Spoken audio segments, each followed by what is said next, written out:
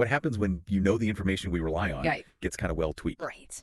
News outlets prioritize a particular agenda over presenting a complete and accurate picture. So this isn't just Steve about football fans, though. Right. This case really shines a light on how easily narratives can be manipulated, why we need to be critical consumers of information, and understand the techniques used to shape our perceptions of events. Today we're diving into a situation with Sky News that I think really raises some serious questions about media integrity and the consequences of, well, playing fast and loose with the truth. Right. It all started with a report on an incident involving Maccabi Tel Aviv fans in Amsterdam. So this isn't just Steve about football fans, though. Right. This case really shines a light on how easily narratives can be manipulated and the potential for serious damage when news outlets prioritize a particular agenda over presenting a complete and accurate picture. It's about trust. Exactly. And what happens when that trust is broken. Right. We've got some sources that really dig into the details of this case. Yeah. And I had to say, some of what we're going to unpack is pretty disturbing. It really is. It gets to the heart of why we need to be critical consumers of information and understand the techniques used to shape our perceptions of events. Okay, let's start with what we know. The initial Sky News report, filed by correspondent Alice Porter, covered an incident where violence broke out in Amsterdam. Right. Maccabi Tel Aviv fans were in the city for a UEFA Europa League match against Ajax. Porter's report didn't hold back. It described Maccabi fans tearing down Palestinian flags, chanting racist and anti-Arab songs. Oh my God. And even disrupting a minute's silence for flood victims. And crucially, Porter's report placed the blame squarely on the Maccabi fans for instigating the violence, claiming they chased and beat locals. Wow. This sets the stage for what happens next, which is where things get really concerning. So this is where the story takes a bizarre turn. Okay. The original report vanished from all of Sky News's platforms. It was like it never existed. Wow. Then a new version of the report appeared. Okay. But it was different. Different how? To say the least. This is where the manipulation comes in. Right. Sky News claimed they re-edited the report because it didn't meet their standards for balance and impartiality. But when you look at the changes, re-edited feels like a gross understatement. Okay, so walk us through the key differences between the original report and this new balanced version. Well, the edited version removed key details about the Maccabi fans' behavior. The parts about them tearing down flags, chanting those hateful slogans and starting the violence, gone. Really? It's like they tried to erase those actions from the record. That's unbelievable. It is. What did they replace that information with? Instead, they inserted a clip of the Dutch Prime Minister speaking about anti-Semitism. Now, while anti-Semitism is a serious issue, it was not the focus of Porter's original report, which centered on the violence instigated by the Maccabi fans. They also added footage of a pro-Palestinian protest. So by adding this seemingly unrelated content, are they trying to create a false equivalence between the two? It's possible. Like, see, there's tension on both sides. It's a classic manipulation tactic. Shifting the focus away from the actions of one group and creating a sense of ambiguity.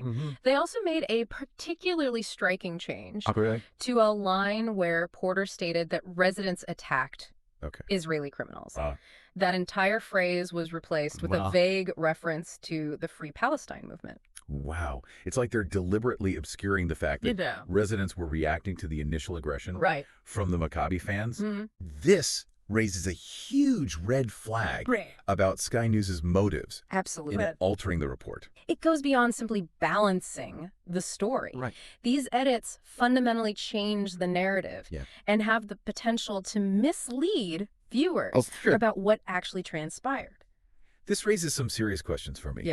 If they're willing to manipulate a story about a relatively minor incident like this, what else are they willing to do? What other narratives are being shaped behind the scenes to fit a particular agenda? It makes you really question the integrity of what they're presenting as news. You're right to be concerned. And this case has even deeper implications when you consider what happened to Sky News presenter Beldonati. Oh, wow. Okay, so let's dig a little deeper into this Beldonati situation that you mentioned. What happened there? And how does it connect to this larger issue of media manipulation?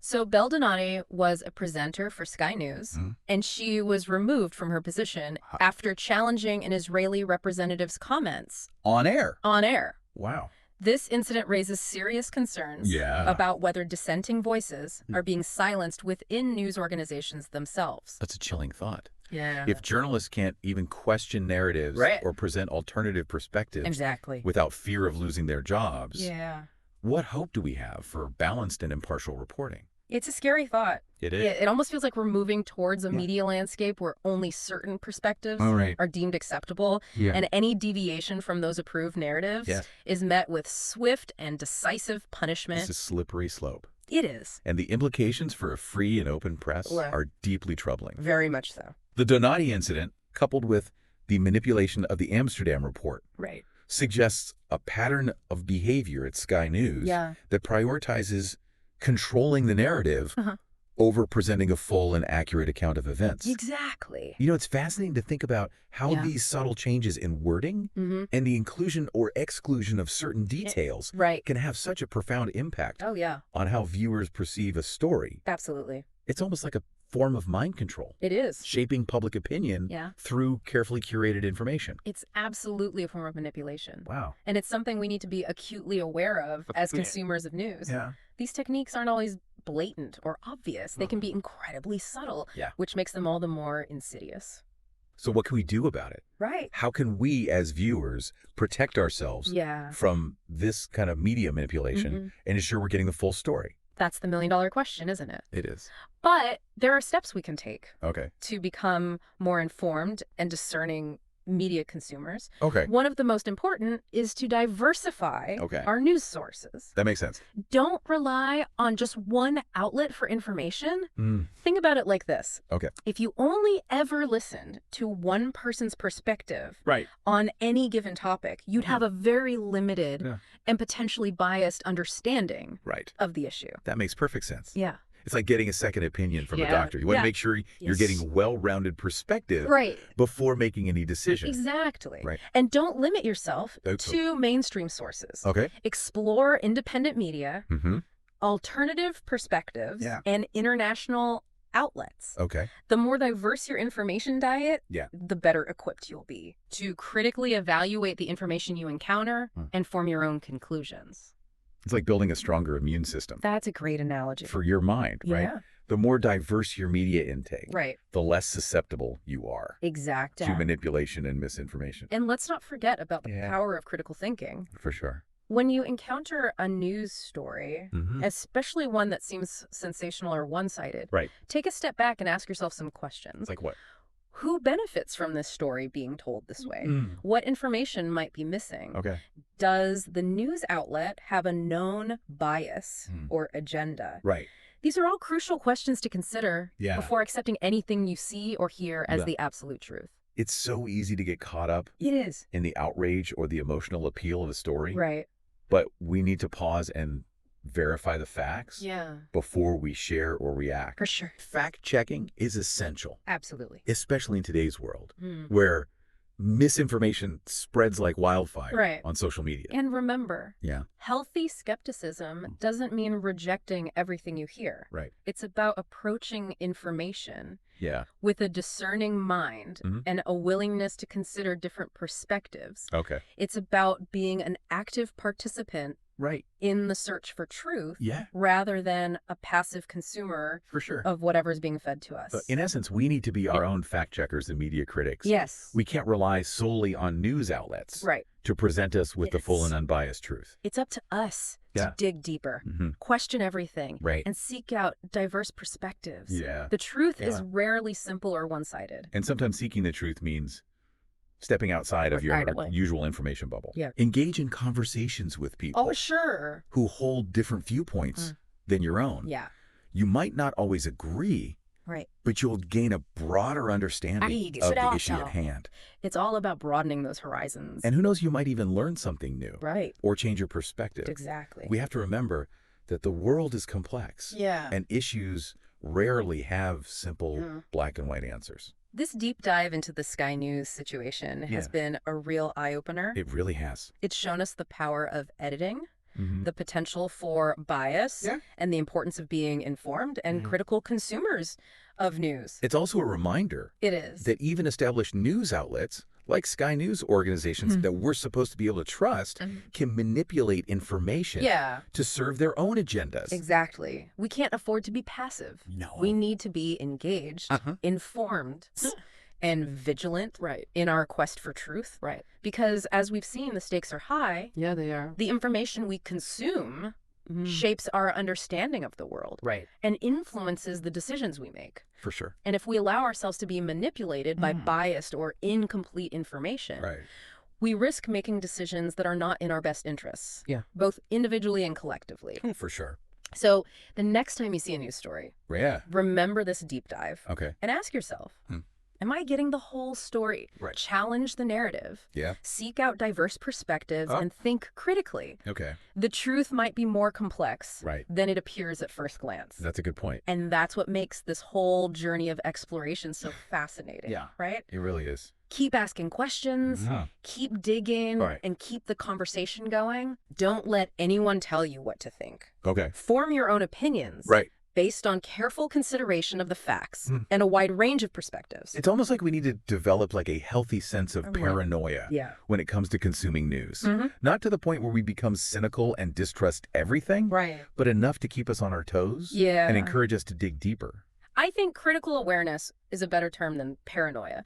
It's about being aware of the potential for manipulation, having the tools to discern fact from fiction. And it's not just about news outlets either. We need to be just as critical of information we encounter online, especially on social media. You bring up a good point. Yeah.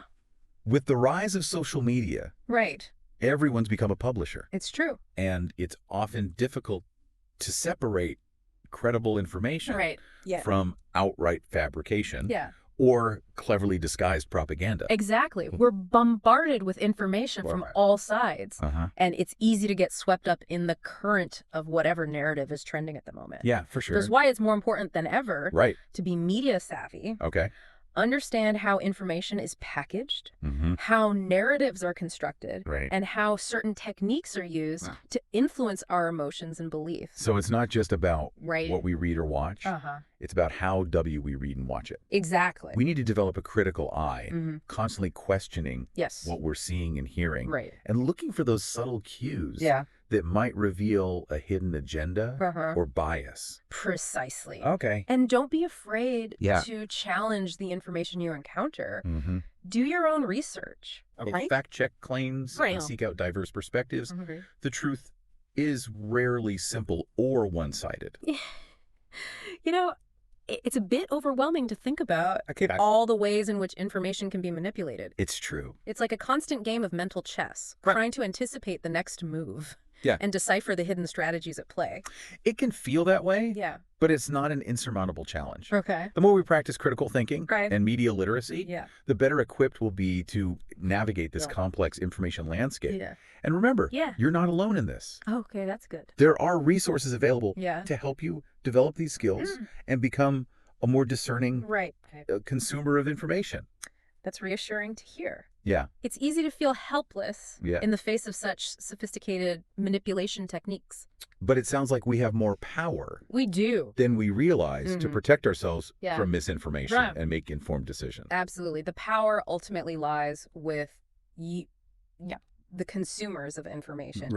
By being aware, engaged, and critical, we can hold those in power accountable and ensure that the information we receive is as accurate and unbiased as possible. Remember, knowledge is power, and in today's world, power lies in the ability to discern truth from falsehood. Well said. Thank you. This has been a truly enlightening deep dive. It has. It's exposed the dark underbelly of media manipulation and given us the tools to become more critical and discerning consumers of information. Absolutely. It's a call to action for all of us to be vigilant, to question everything, and to never stop seeking the truth. And remember, the quest for truth is an ongoing journey. It's not a destination we arrive at, but a process we must constantly engage in. Stay curious, stay skeptical, and never stop learning.